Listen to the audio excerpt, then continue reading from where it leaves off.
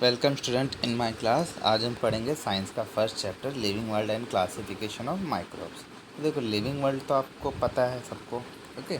But classification of microbes means what. यहाँ पे हम पढ़ेंगे कि माइक्रो ऑर्गेनिजम्स के बारे में और उनकी क्लासिफिकेशन के बारे में, okay.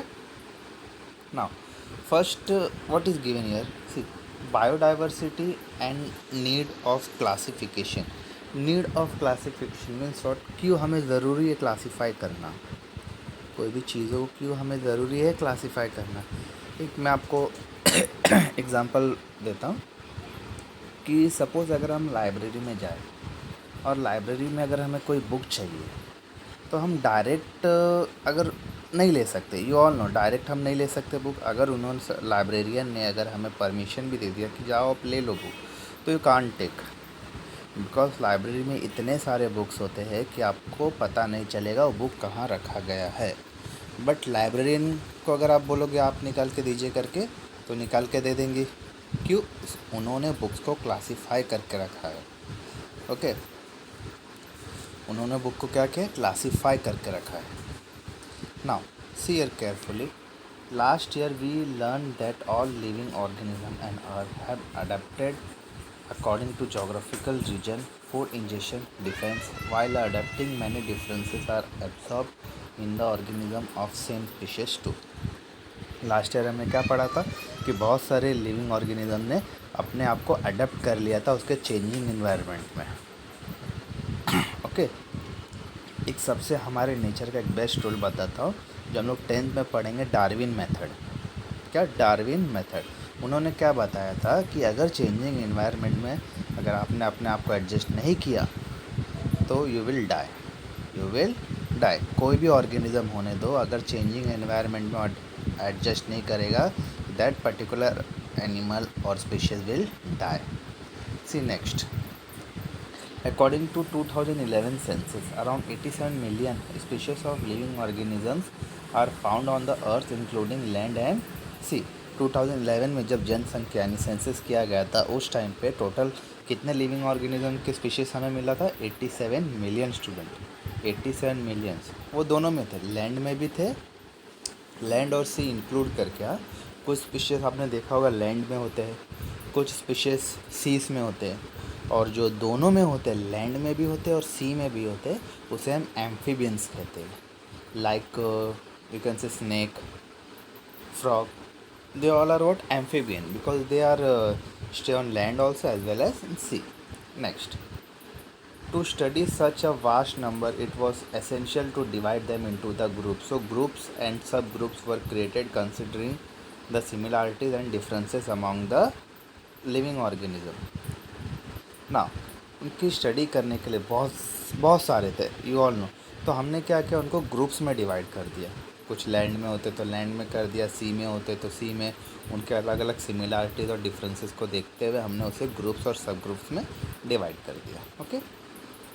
Next, this process of dividing living organism into groups and sub groups is called biological classification. I hope you understand till here. See the underline करो the groups, underline till this part to this part, okay. The process of dividing living organism into groups and subgroups is called biological classification. Biological classification का definition पूछा जाएगा तो you have to write this one. The process of dividing living organism into groups and subgroups is called biological classification. See, next, Robert Whittaker 1920 to 1980 was an American ecologist. In 1969 he divided the living organism into 5 groups. ये important है, ये हम 9th में पढ़ेंगे। Robert Whittaker ने 5 group में living organism को divide किया था। अब वो 5 ग्रुप क्या है ये यहाँ पे देखेंगे हम। फर्स्ट, लिविंग ऑर्गेनिज्म आपका 2 पार्ट में डिवाइड है, प्रोकार्योट्स और eukaryotes. Prokaryotes means only unicellular में क्लासीफाइड है, बट यूकार्योट्स आपका 2 पार्ट में फिर डिवाइड है, uni and multi. See student, unicellular मतलब होता है जिस ऑर्गेनिज्म के पास सिर्फ सिंगल सेल होता है, example amoeba, euglena, paramecium et cetera, okay. Multi cellular का मतलब होता है मैनी सेल, जिसके पास एक से ज़्यादा सेल होते हैं उसे हम कहते हैं multi cellular organism, plant cell, animal cell, human cell et cetera. See unicellular में आपका सिर्फ किंगडम में मोनेरा आता है। क्या आता है? मोनेरा। इन यूकारियोटिक में यूनिसेल में आपका प्रोटिस्टा आएगा। और मल्टी सेलुलर 3 पार्ट में डिवाइड है, फंगाई, प्लांट और animal. See student, fungi is cell wall present but organism can't perform photosynthesis. Fungi is the only which cannot perform the photosynthesis but it having the cell wall. हमने पहले ही पढ़ा है कि cell wall जो होता है सिर्फ प्लांट्स में होता है, एनिमल्स में नहीं होता। और प्लांट्स में होता है तो इसका मतलब क्या, वो अपना फूड खुद प्रिपेयर कर पाएगा due to with the process of the photosynthesis. But fungi कभी भी फोटोसिंथेसिस परफॉर्म नहीं कर पाएगा, बट हाँ उसके पास सेल वॉल प्रेजेंट है, ये याद रखना। Plant, cell wall present, an organism can perform the photosynthesis. Fifth kingdom, animal, that is no cell wall.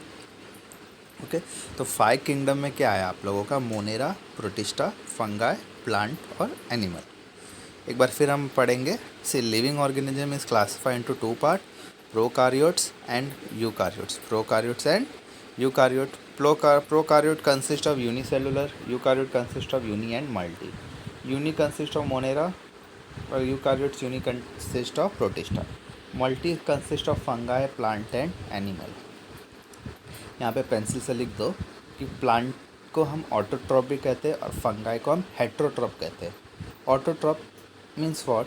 Which can make their own food, which can make their own food. But fungi is a heterotroph. अब इसे heterotroph इसलिए कहा जाता है because it does not make their own food. I hope you understand clear. Okay तो true और false में आएगा स्टूडेंट। बहुत सारे बच्चे फंगाई इज़ द ऑटोट्रॉप, तो बहुत सारे बच्चे ट्रू लिख देते। क्यों? उनको लगता है कि फंगाई के पास सेल वॉल है, जब जिसके पास सेल वॉल है तो अपना खाना खुद प्रिपेयर करता, बट ऐसा नहीं है। याद रखो फंगाई इज़ योर हेट्रोट्रॉप। क्यों? Because it does not perform the photosynthesis. Now you just draw this chart at least 2 times in your notebook and learn all the following chart, all the things. Okay, अगर classification of method आता है exam में तो you have to draw this chart also. You know how you will draw? कि living organism classified into 2 parts, prokaryote and eukaryote. Prokaryote consist of unicellular, you consist of uni and multi. Uni means what? Monera. And eukaryotes uni means what? Protista. और multi 3 parts में classify हुआ, fungi, plant और animal. अगर 1 marks से question में आता है write 5 kingdoms, तो what you will write? First Monera, protista, fungi, plant and animal. Okay now see exam में एक और क्वेश्चन आएगा, what are the criteria for the classification of the plant? This one for the classification of we taker consider following criteria. See first क्या है student? First one complexity of cell structure. Complexity of cell structure, cell structure का complex हमें बताना है, तो क्या है? Prokaryotes और यूकारियोट्स. फर्स्ट पॉइंट समझा सबको? Complexity of cell structure, prokaryotes and eukaryotes.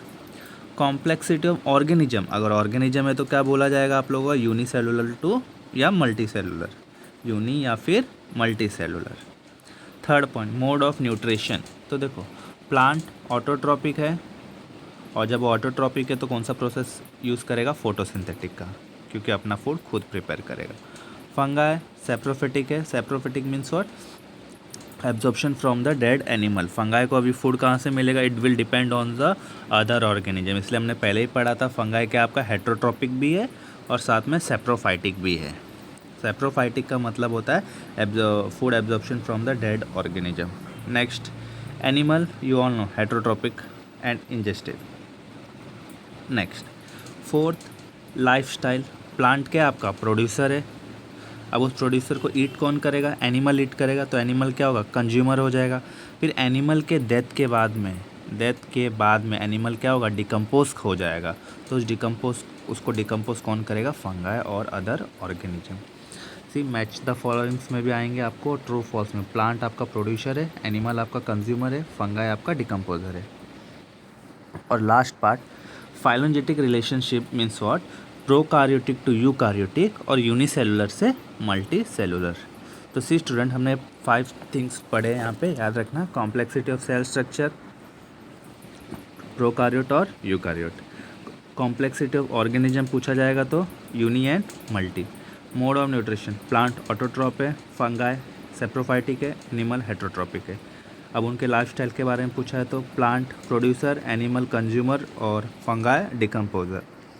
Phylogenetic relationship में क्या आ जाएगा आप लोगों का, prokaryotic to eukaryotic and unicellular to multicellular. I hope you understand till here. If you are having any doubt, then ask me. Okay, thank you.